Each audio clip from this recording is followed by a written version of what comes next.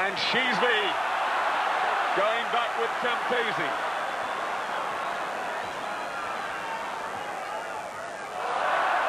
And Sheesby too tired to really put on the pressure. Constable's back with Campese. This is where the Australian winger is so dangerous in a broken field. Burke losing the ball forward. And still those tackles going in. What a fantastic passage of play. These guys on that pitch, they're absolutely exhausted. That must have been 2 minutes non-stop play. It went from one end to the other. The England tackling held out, then they broke away. Delalio didn't see Harriman outside him. And now they're taking a rest. Campese, now 30 years old. But he's just announced that he intends to go on at least until after the next World Cup in 1995, which is great news. Playing in Italy at the moment, of course, for his winter side. Plays all the year round, plays the winter, the European winter in Italy for Mediolana Milan, and then goes back to Australia. Sheesby in trouble. They're trying to make him go off. He doesn't want to. They're saying he can't have any more time. So Sheesby says, I'm fine. You're not keeping me out of this one.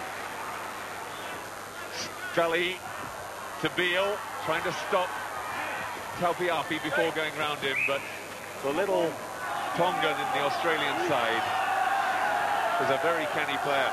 He's only 20 now. He was capped for Tonga when he was just 16 years old. That's him feeding the scrum. Number 4.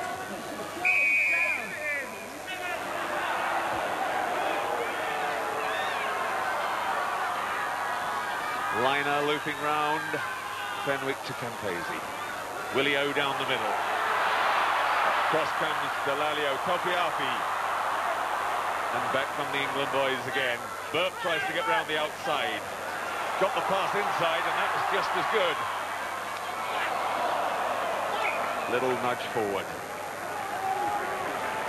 One thing you could never do is underestimate Australians in any sport, especially rugby union. And we're coming up to midway through the half. England still 3 scores ahead.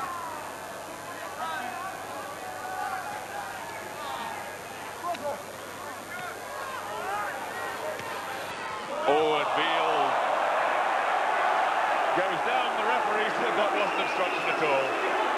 And Campese takes the opportunity. The goose step, and he's gone. Well, England hesitating for a moment, waiting for the penalty. And Campese was given that little bit of room he wanted. Well, it's not often the Scottish crowd cheers the opposition when they're playing against England, or boos them, may I say, and I must admit, if that wasn't a late tackle. Anyway, let it go, and Campo takes the opportunity. Here he goes, he chips over, now it's a foot race. It's all over by the shouting now, but really, the England boys stopped and waited for the penalty, which I must admit, John, I thought should have been given. It's one thing you never do, and further bad news for England. Tim Rodwell limping off, who's been so influential, but Justin Cassell is the man waiting to come on. Michael Liner now with the conversion. It's a good effort, but it's wide of the left post. So, the difference now between the sides, 11 points. England 21, Australia 10. 4.5 minutes left. And Cassell, number 1, is on for Tim Rodber. These Australians are tough old dogs. They hang on in there. And England now going to have to go right to the wire. They really need another score. And they didn't need that. They didn't need a poor kick-off there. Scrum down now, Australian put in. They'll get possession again. England needs some ball.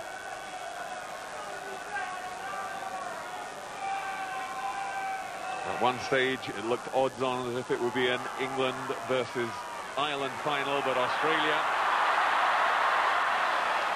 came through and